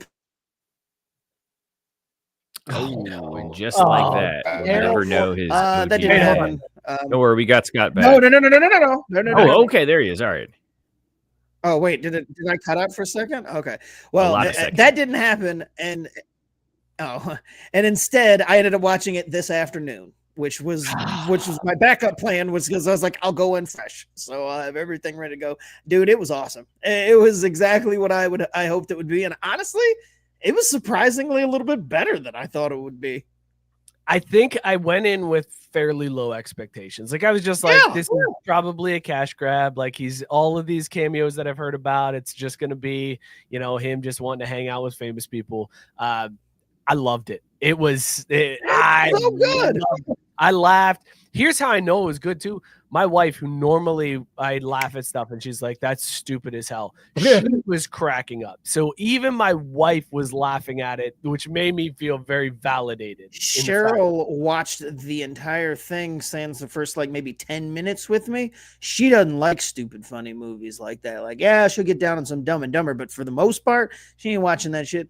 Dude, she was laughing. And when I was talking to the boys about the original afterwards, and then my brother called me and I was telling him about the second one, she was like, it was good. And I'm like, look, I didn't even have to prompt her to say that. Like, she enjoyed that shit. So yeah, it was good stuff. I was surprised at how much I enjoyed it, really. Good. And the cameos they crammed in were great. So, Mookie, I'm not going to spoil anything for you since you haven't watched it yet. Nothing that you haven't learned outside of the trailer. Eminem plays the son of the guy who kept yelling, you will not make me cut you, jackass. So Eminem comes in that role. That was one of my favorite cameos, not just for that part, but for what happened to that character in the movie.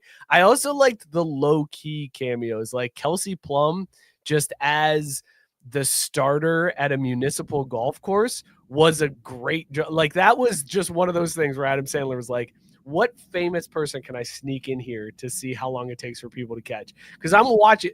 I will say that was the one annoying thing about the movie, is I was constantly going to IMDb to just be like, who was that? Who did I just miss? And that, like, I knew there were so many cameos, and I was just trying to catch up to see who was who. It took me like 3/4 of the movie to realize his oldest son is an AEW wrestler, MJF. I was like, wow, it looks so familiar to me. I can't figure it out. It's MJF. And then his other son was the youngest brother in Shameless. Like, the cameos were amazing. I was also surprised at how many golfers, Scott, were in this movie. Like, the name, all of them. All of them. I was surprised too. Like, it was probably one of those things where he had to like deny folks in that movie. Like I didn't, I heard the complaints prior to it's just gonna be this cameo fest and that's all in the blah blah blah member berries. I'm like, I don't know what you guys like. What were you watching? Like Adam Sandler movies were always like, just how many of his friends could he shove in? Like I'm having a good time. Happy Madison was created so that he could make movies with his friends. He never gave a fuck. Like this is who he's always been. So like.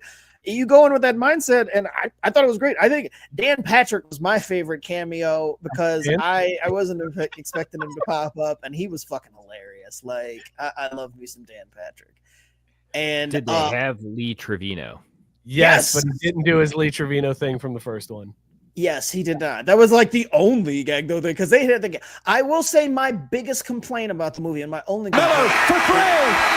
Oh, he backed it in. We're going to overtime. Like I haven't been kicked out of the stream because of my shitty internet. We got to do that to me too. Mike. Okay. Anyway, you fucking haters. My biggest complaint about the movie. He banked it in. That was great. Well done. Well done, you son of a bitch. Oh, it was choice. I knew I was getting one of you two with it, but man, that worked out great. Sorry, your biggest complaint. my biggest complaint is I don't like hand holding, and the fact that they kept splicing in the clips of the old movies, like, hey, in case you forgot, and I'm like, yo, I realize it's a really old movie, but it's been on Netflix. Like they've been preparing. If you wanted to fucking know what was going on and understand the references, then you should have fucking watched Happy Gilmore once in the last 30 fucking years. And maybe it should have been more recently than, the last 30. I don't know. Either that or I've seen the movie too many times, but I was just like, I don't need the spliced in clips every time we show somebody like that. I think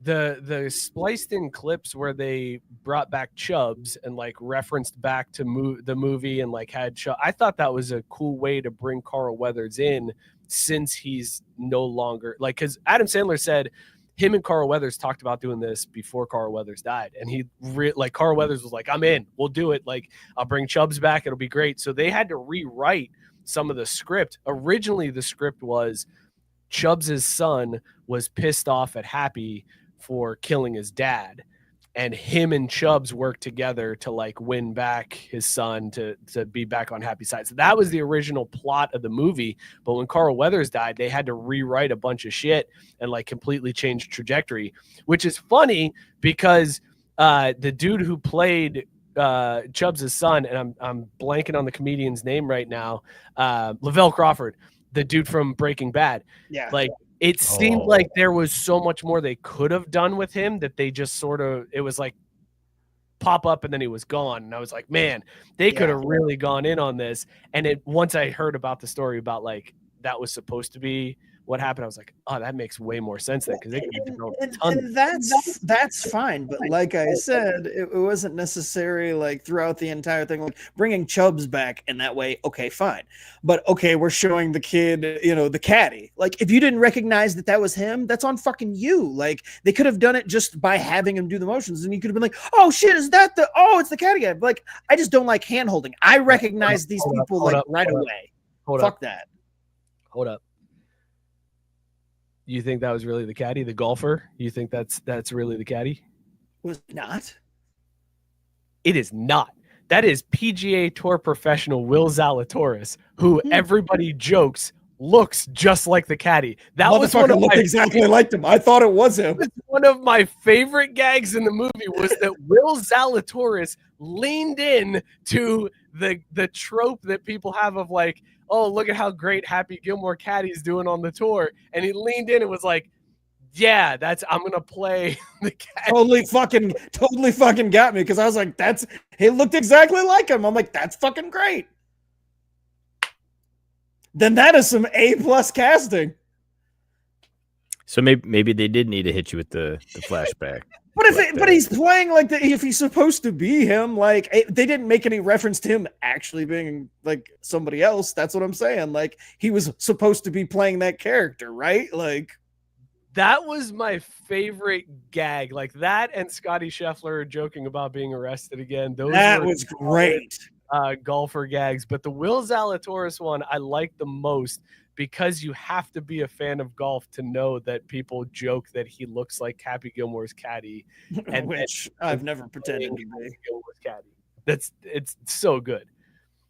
Tyson saying Bad Bunny was really, really good. I agree. I thought Bad Bunny. I waited for the credits because I was like, is that? No, but it looks like and sounds like. I thought Reggie Bush was awesome too. I'm not even trying to be a jackass. I really did. I was like, hey, yo, Reggie Bush and his random thing. I'm like, is he friends with Adam Sandler too? That's dope. He is now. He's been in his movie. Therefore, by default, friends. Mookie, why were you looking down when we were saying Bad Bunny did good? Fucking Tyson, man. Was it the picture? Did I miss the picture? I don't even know. I can't even see what it says. What the fuck does it say? Nah, we don't need to read that one. I'm saying though, I'm giving Happy Gilmore 2. Dude, that's like an 8 out of 10 for me. That was solid. It had just the right amount of nostalgia. It had just the right amount of stupid Adam Sandler. Like, it was good, man. I miss movies where you can sit down and just turn your brain off. Yes.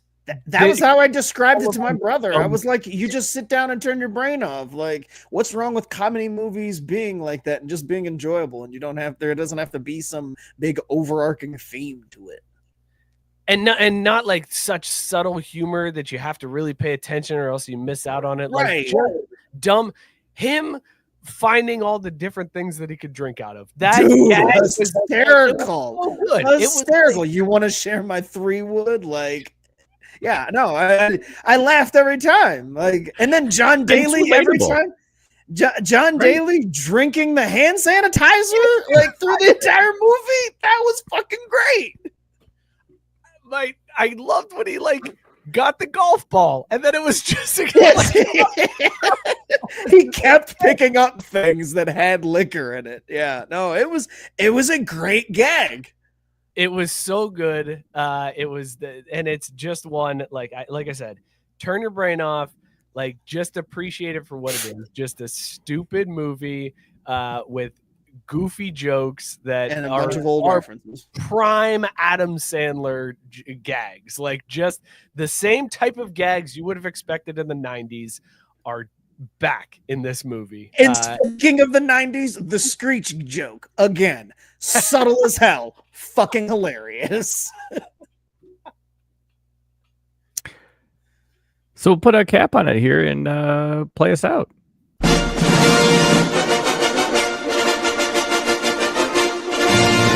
I forgot that drop existed. No kidding. Like it fit though. We didn't play the movie drop. Oh man. Well done, Mookie. Well done. Hey, I contributed a lot to that segment, and this has been Mookie on Movies. It's the fart sound at the end. That's what that is. It sounds like it summed up the whole film, right? It's not subtle. It's old like 90s, but you can appreciate it and turn your brain off and just enjoy yourself. Just laugh at a fart joke, man. Hey, real quick, I know that we got Naked Gun coming up soon, and that looks like it's gonna be solid too. Like that looks good. I mean, with this, we're gonna need to find a third. Because I'm going to think of movies that have had this big of a delay. Like ultimately, Dumb and Dumber was like a failure. It was not. I was disappointed in it. I watched it the one time and I was like, I don't think I need to see that ever again. So we're Happy Gilmore. I'm like, I will watch this again. I've got you, but we have to wait a while until we can do it. So we'll have Happy Gilmore 2. Are we going to do Spaceballs? Spaceballs. Yeah. I'm expecting big things out of that, dude. I'm so excited. They got Rick Moranis out of retirement, dude. That alone, they could have just headlined with that, and it'd have been like, I'm fucking in, man. I can't wait. And you got Bill Pullman and his son, so Lone Star's back, and there's going to be an element of Lone Star's son. Mel Brooks reprising the role of Yoda, like that. I'm hyped. Yes, Gabe pointing out too. Get fucking Kid Cudi showing up there at the end as the FBI agent out of nowhere. That was great. Because I was like, he's friends with Kid Cudi. There's so many cameos in that movie, man. It's crazy. Mook, I would love to see you just try to identify the cameos as they it's going to be so bad. I'm like taking notes right now because I'm like, shit, I don't know. I'd pick that one Well, out. it's funny. I knew everybody, but like the golfers. I was like, oh, I recognize Roy. Yeah, we noticed that. Yeah, I was gonna say I recognize Roy and Scotty, and I was like, I don't know any of the rest of these motherfuckers, but like, oh, Brooks Koepka, I know that name now. That's what he looks like. Okay, like I definitely was like the golfers. The golfers definitely needed to say their names every time. Now the old golfers, I recognize all those motherfuckers. I love that scene too. I'll have an Arnold Palmer. Oh, we'll get that right away for you. Oh no, I get that all the time. Jack Nicklaus. Fred Couples getting major love was my favorite part of that. I loved Freddie Couples growing up, and Freddie Couples just eating blueberries. Yeah, the old golfers I recognize, but the current ones I'm like, ugh. Man, it was so good. Mook, watch it, and then I expect Eminem screaming Detroit as he punched one of the alligators. All right, my sister asked this question because I don't know if I've ever told you guys this story, but when I was 16, my little sister was 4, and she wanted to. I was babysitting her, and she wanted to watch a movie, some Disney bullshit, and I was like, "No, we're not going to watch that. Let's watch this movie. It's called Happy Gilmore. He's happy. It's a fun movie." And she was like, "Okay." Boy. So I showed my 4-year-old sister Happy Gilmore, thinking she's 4, it's no big deal. That night at dinner, she stood up at the table in front of everybody and yelled, "Suck my white ass, ball." I'm trying to think. I'm like, I mean, there's nothing really that bad. Like a lot of it's really subtle, and the vulgarity is not. It's not like suck my bang. white ass ball. Oh, that's good. My brother got in so much trouble that night. It was bad. It was bad. And I just was head down like, "Ooh, yeah, Vic, why'd you show her that movie?" Oh, man. Also, with all the hype it got, I thought Paige was going to play a bigger role. I was like, wait, that was it? She was in it for like 2 seconds. That was whack. Yeah. So Happy Gilmore has always like lived with me because of that, like hanging on to that memory of showing it to my sister. So my sister, as soon as this was coming out, I was like, "Hey, Happy Gilmore 2, worth the watch." All right. And she came back the next day with thoughts. I should probably pull up her text message now that I can read her thoughts on these. But this was the one that got me. Do you think his daughters paper, scissors, rock to see which one got to be the prodigy ballerina and which one had to play the recovering alcoholic? Move on casting on Adam Sandler's part. One daughter is this ballerina. Yeah, I thought that was odd too. Somebody drew the short straw.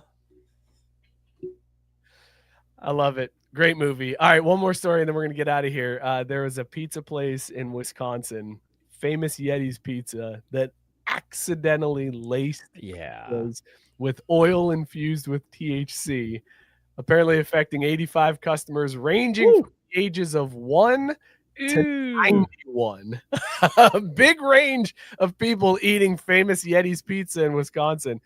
Several people went to the emergency room with dizziness, sleepiness, hallucinations, paranoia, anxiety. If you think about it from a different angle, that's a pretty good sample size if you want to do like a study on the effect of THC in pizza. Well, apparently what had happened was they ran out of oil as they were making their dough. So they went to a shared refrigerator within the complex, and there's a business that sells THC products. Not the plot to a sitcom. Yeah, my lord.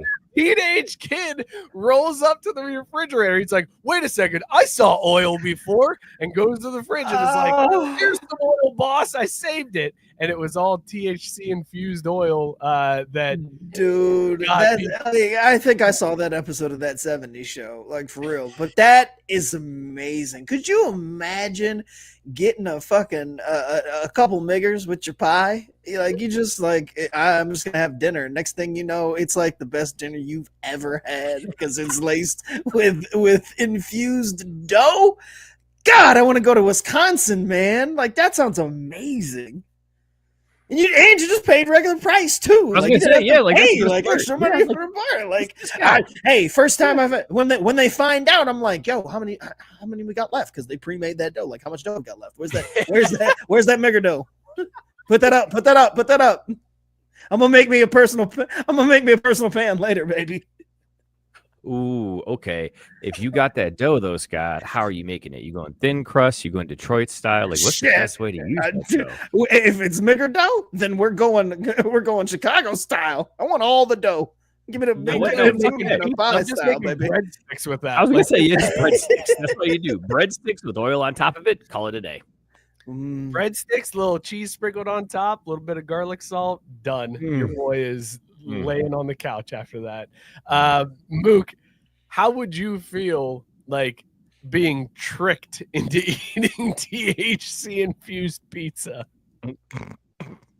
Probably no different than usual, honestly. Like, it would just be like, wow, damn, that's not that. That was some time release. It would be amazing if it was the congratulatory pies that your job bought you for making some bullshit goal that just got them a whole bunch of money. Just the old corporate thank you pies, and instead it was like, oh, yo, we all got to go home. We're high as fuck.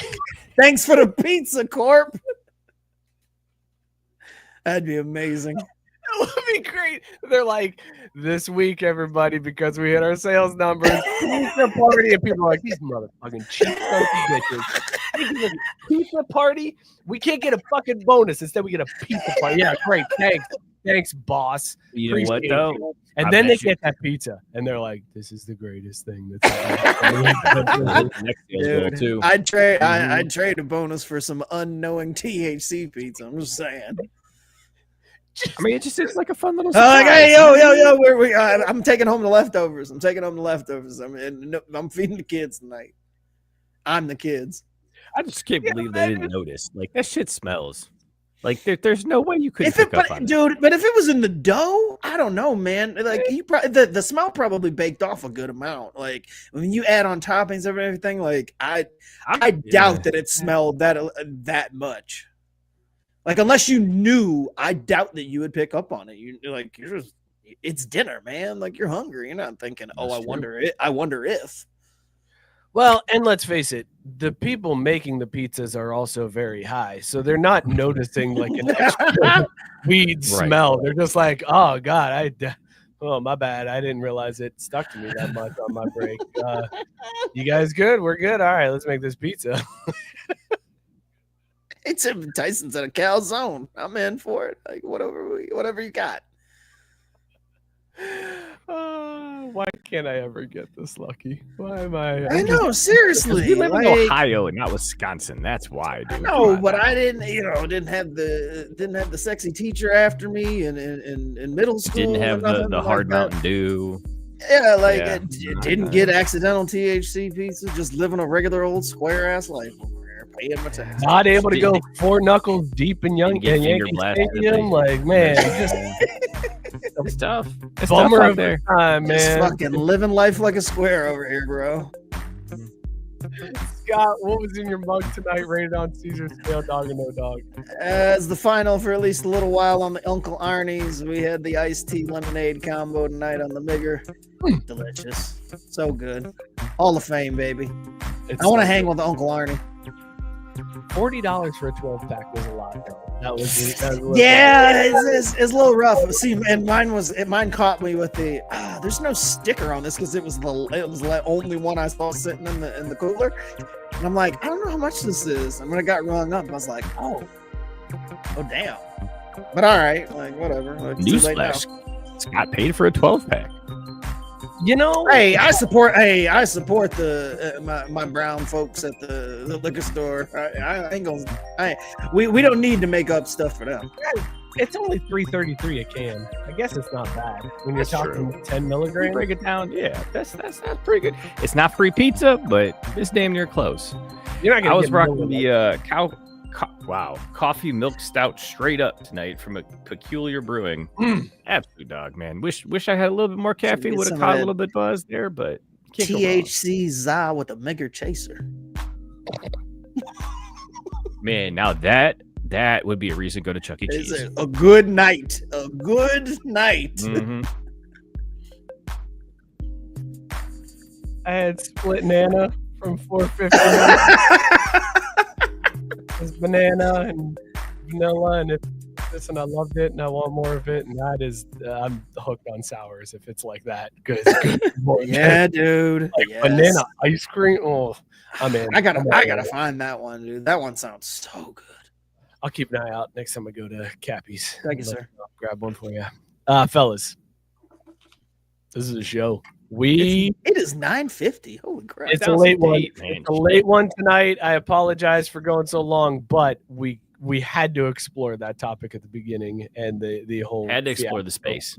in the bleachers. We could not skimp out on that one. That had to be something that we talked about for a while, and I'm glad we did because it was worth it. Thank you guys so much for tuning in. We appreciate all of you in the comment section hopping in and being the foremost for us. Be sure to follow us at Crafty Sports on all the socials, TikTok, Instagram, Twitter, Blue Sky. You join the Facebook group. Some of us are still hanging out there, but everybody's over on the Discord. So go join the Discord. Crafty Sports. Search us up. Find us there. Be sure to subscribe to the YouTube channel. Give us a sub. Hit that bell. Tell your friends if you got somebody who would like this ridiculousness that we do. Tell them to join in because it's the time we're trying to go. Shout out Belly Up Sports, bellyupsports.com. Tons of great content there. Shout out to Pause on the Belly Up Sports Media Network. We will see you all next week. Cheers, everybody. Release the files. You'll never walk alone. Hook 'em.